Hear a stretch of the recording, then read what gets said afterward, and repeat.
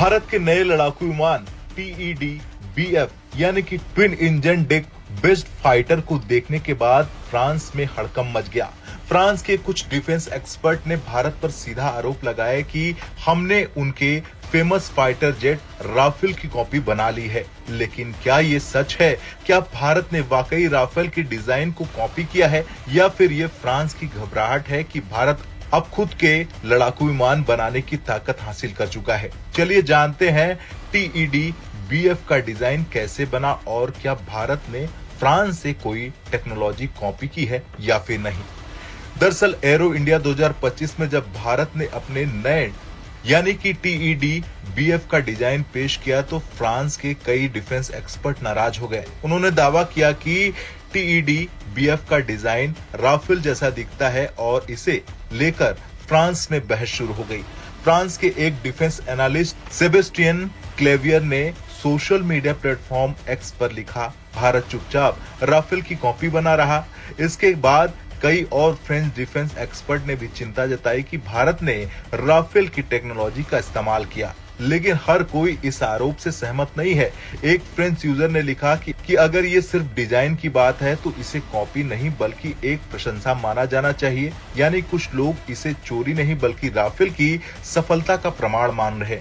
अब सबसे बड़ा सवाल ये उठता है कि क्या वाकई TED-BF राफेल की कॉपी है? इसके लिए भारत के TED-BF और फ्रांस के राफेल की तुलना करके समझते हैं कि क्या ये सच में कॉपी है या फिर नहीं। सबसे पहले बात डिजाइन में समानता की करें तो भारत के TED-BF और फ्रांस के राफेल तो दोनों कैनार्ड डेल्टा विंग डिजाइन पर आधारित है। ये डिजाइन केवल राफेल में नहीं बल्कि अमेरिका के F-22 रैप्टर, F-35 और चीन के J-20 में भी इस्तेमाल किया गया है। यानी ये कोई चोरी नहीं बल्कि एरोडायनेमिक्स का एक प्रभावी सिद्धांत है जिसे दुनिया भर के लड़ाकू विमानों में अपनाया जाता है। अब बात नए डिजाइन फीचर DSI इनलेट्स की करें तो भारत के इस लड़ाकू विमान में डाइवर्टलेस सुपरसोनिक इनलेट्स यानी DSI डिजाइन है जो राफेल में नहीं है। ये टेक्नोलॉजी F-35 और चीन के J-20 में देखने को मिलती है। इसका फायदा ये है कि इससे जेट की स्टेल्थ क्षमता बढ़ती है और इसे रडार से ट्रैक करना मुश्किल हो जाता है। बता दें कि TED-BF को भारतीय एयरक्राफ्ट कैरियर्स INS विक्रांत और INS विक्रमादित्य के लिए बनाया गया है। राफेल मुख्य रूप से लैंड बेस्ड ऑपरेशनल के लिए डिजाइन किया गया था, जबकि TED-BF को खास तौर पर समुद्री युद्ध क्षेत्र के लिए एडवांस किया गया। राफेल में M88 इंजन का इस्तेमाल होता है, जबकि भारत अपने TED-BF के लिए GEF 414 इंजन इस्तेमाल कर रहा, जिसे अमेरिका ने विकसित किया है। यानी भारत ने इंजन और एवियोनिक्स में कोई फ्रेंच टेक्नोलॉजी कॉपी की ही नहीं है।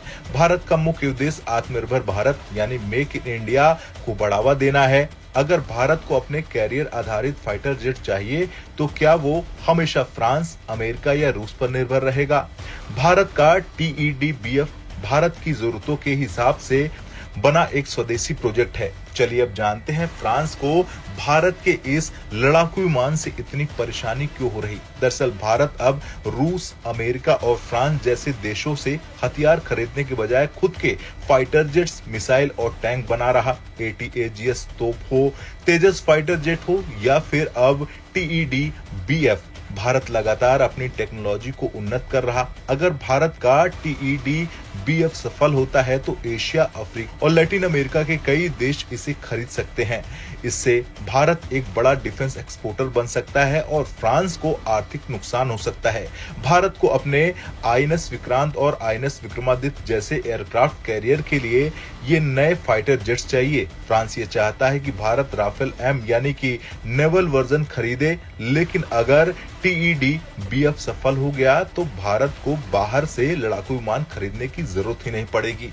खैर, अब साफ हो गया कि भारत ने कोई टेक्नोलॉजी चोरी नहीं की बल्कि दुनिया में अपनी पहचान भारत बना रहा। भारत का ये लड़ाकू विमान पूरी तरह से स्वदेशी प्रोजेक्ट है और फ्रांस की चिंता ये है कि भारत अब उनकी जरूरतों के लिए उस पर निर्भर रहेगा। अब आपको क्या लगता है कि अब भारत आने वाले समय में एक ग्लोबल डिफेंस सुपर पावर बन सकता है? और क्या फ्रांस का ये आरोप जायज है या सिर्फ एक डर? हाँ या ना में कमेंट कर जरूर बताएं।